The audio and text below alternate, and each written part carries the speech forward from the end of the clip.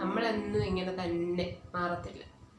അപ്പൊ എന്റെ മോളെ തട്ടിയിട്ട ചായ ഒന്ന് തുടച്ചിട്ടേക്കെ. ഞാനിവിടെ പത്രം വായിച്ചോണ്ടിരുന്ന വായിച്ചോണ്ടിരുന്ന മൂടും അങ്ങ് പോയി.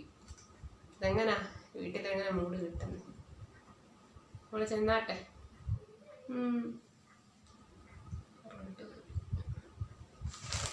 പോയി തുടച്ചോ തുണി എടുത്തോണ്ട് വരട്ടെ.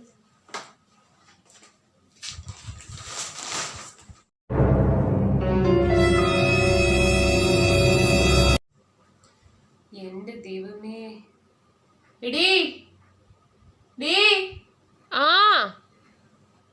ഇങ്ങോട്ടൊന്ന് വന്നേ. ആഹാ കൊള്ളാം.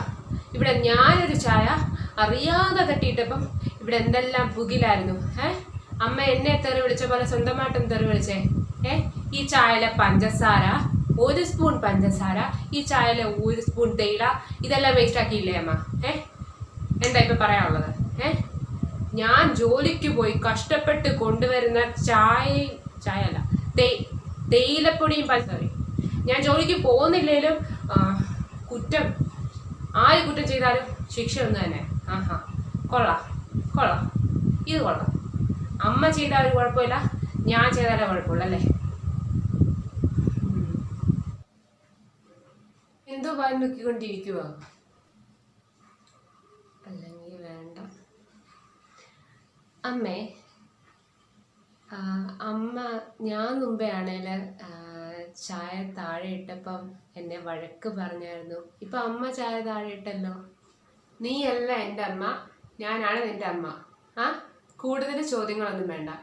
ഞാൻ നിന്റെ ഇട്ട് മൊബൈല് തോണ്ടിയിട്ടല്ല ഈ ചായ താഴെ ഇട്ടത്. ഞാൻ അറിയാതൊന്ന് തട്ടി വീണതാ.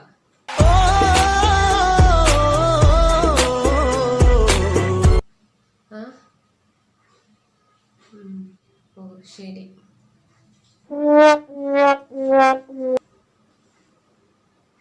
എവിടെ പോവാ? പോയി തുണി എടുത്തോണ്ട് വാ, എന്നിട്ട് ഇത് തുടക്കേ.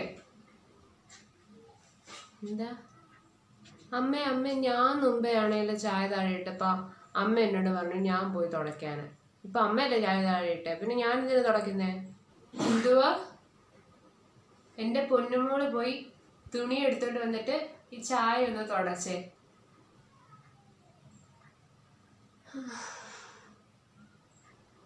അവള് പറയുന്ന കേട്ടാ തോന്നുമല്ലോ നീയാ ഈ വീട്ടിലെ പണിയെല്ലാം ചെയ്യുന്നതെന്ന്. ശരി, ഞാൻ തുടച്ചോളാം. ഞാനിപ്പോൾ വീഡിയോയിൽ കാണിച്ച പോലത്തെ അനുഭവം ചിലർക്കെങ്കിലും ഉണ്ടായിരിക്കാം.